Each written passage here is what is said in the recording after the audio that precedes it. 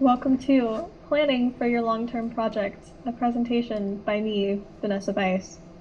Disclaimer, this presentation is very geared towards animation. However, I present a lot of tools that I think can be useful for many kinds of projects and just generally in life organization. First up is just very general advice, probably things you guys have heard before, but it's always good to have a checklist to refer back to. The big thing is whenever you are working on a long-term project, it is good to divide those projects into stages and assign each of those stages a deadline. So some examples of stages that you can work with for animation would be a brainstorming phase. This is when you're coming up with your basic concept and a story or plot line, especially if you're working narratively. You want to have an outline and rough out all of the different beats of your story. This is especially important as like a time to show other people your work and to gather input, because this is where the most change is going to take place. You can have a pre-production phase where you're trying to establish all of the different assets that you need for your project. So that might be a character model or turnaround sheet. It could be a color script. Highly recommend making an animatic, multiple different animatic versions, and introducing sound as early as possible. Sound can be a very valuable tool that can actually let you do less work, which means you can make your story bigger because you're having to focus less on details by letting sound and sound cues do the work. There's an animation and coloring phase. Can't forget about backgrounds, though that can be pretty easily mixed in between different parts of the process. And then there's the post-production phase, which involves compositing, your final sound design, and also credits and titles, which always make a project look way more complete and tied up than they were before. As far as animation goes, from like the guideline list of phases that I have, there is a specific spot for animation, but it can be a good idea to start animating as early as possible, just to get a feel for the kind of work that you're doing, begin to understand the characters you're working with and how they move, because it may inform the story choices that you make in your animation. And then something else is you should try working as often as possible, because you will always be far more productive working 5 days for 1 hour than you will be trying to work for 5 hours in one day. But all of this is just general guideline stuff. It depends based on your personal workflow. If you're taking a more experimental approach, maybe you don't need a specific brainstorming pre-production animation phase, but it's still good to have deadlines in place to hold yourself accountable. Please name your files. File naming is very important because whenever you're working on projects, they get really, really big, and you start, especially towards the end, things can pile up, and it can be like you won't have time to parse through all of your previous work. So the goal with setting a naming convention is to make it as easy as possible for yourself later when everything starts piling up on top of each other. So good naming conventions would be your project name, then whatever shot or background number you're working on, the date, or if you'd rather not use dates, you can do version numbers, whatever works better for you. So this is all very general advice, which I know you guys have mostly heard before because you've taken the same classes as me where we've heard all of this. Those are all soft skills. So now I'm going to show you guys some hard skills and ways that you can tangibly implement all of these different strategies to organize your project through spreadsheets. Yay! Yay! Love spreadsheets. We love spreadsheets. So here's an example of how I've used spreadsheets in some of my own projects. This is really, really basic. I'm not doing anything in this spreadsheet except for color coding and moving around the lines to make the boxes different sizes. But it's a good example of just how easily and customizably You can make something like a timeline or a calendar. Personally, I like to have an established list of goals for every week. I have original goals off to the side just as like a loose guideline throughout the whole project. And then as I go week by week, I can make those more detailed according to how quickly I'm moving along. Something I would highly recommend incorporating into your schedule is a buffer week. It can be really easy to take on too much work. It can be difficult to parse what is a reasonable amount of work. And so including a buffer week at the end allows you space to play catch up if you start falling behind. And if you are really on top of your work and you do get more accomplished than you were anticipating, you can use this buffer week to add more to your project. If you want to expand your story, if you want to dive more into different effects, buffer weeks are always good.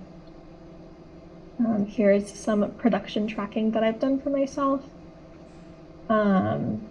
Personally, I like to organize it by scene, assign each of those scenes a background so that I can keep track of how many backgrounds I need to make, and remember which shot goes with which background, especially if you're doing like an A-B-A situation with like scene flipping, an action description, just to keep track of which scene is what. And then you can also do little drop-down menus to keep track of your progress, and mark off each of those stages. This is the same thing, but with backgrounds this time. Same general structure as before. Something else that can be really valuable is having a gauge for complexity as part of your process. Maybe you want to prioritize things that you think will be more complex and take more time. And here is how to actually do all of the things that I've been talking about. So subsheets are cool. As you can see, I have had like a background tracker and a production tracker and a timeline. You can keep that all housed within one spreadsheet, just in little tabs at the bottom. You can hide them, you can create a template, you can color code them. Another little subsheet or tab that I would suggest adding as part of your setup is a later tab, which is basically just a list of all the things that you want to do to improve your project that probably shouldn't be prioritized right now. It's just good for peace of mind to have a list, like write down what you wanted to do instead of just letting it disappear. And let's say you have that extra buffer week at the end because you were really on top of your work, you might have time to do all of these tasks. Or if you choose to return to a project after the semester is over, you have a list of everything you wanted to do. But how, you ask, do you actually make one of these spreadsheets? That all looked really complicated, but it isn't. It's really, really, really incredibly simple. And so spreadsheets can be really complicated. I don't use them that way. I use like 4 or 5 really basic things to make mine, and so I'll just walk you through all of those. The first thing is drop-downs. Drop-downs are these little things right here. It's just like a little menu with whatever options you feel like giving it. How to get to it is really simple. Just over here, you go, you right-click whatever cell you're in, and you press drop-down. You can apply it to whatever range you want. So you can apply it across multiple subsheets. You can apply it across rows, across columns, however you want. Here's a list of all the different options that I've given in this example. You can assign them different colors. You can also style them differently. You can choose to do more of like a button thing with the chip option. You can have just like a little arrow in the corner, or you can not have any sort of arrow at all. Just fun little styling things.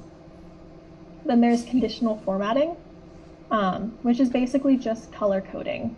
So how you get it is you just go to Format, then Conditional Formatting. And what it does is you are telling your spreadsheet, if I type this thing, the cell will turn this color.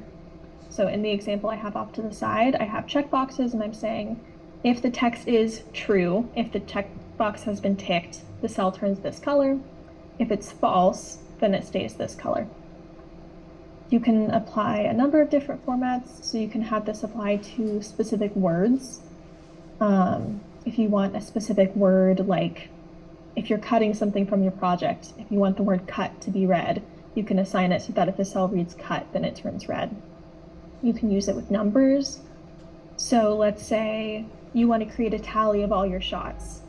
You can use conditional formatting to make it so that out of a total number, let's say you have 4 out of 27 shots checked off. You can make that box with the sum in it be a specific color correlated with what percentage of the way you're through your project. A lot of possibilities there.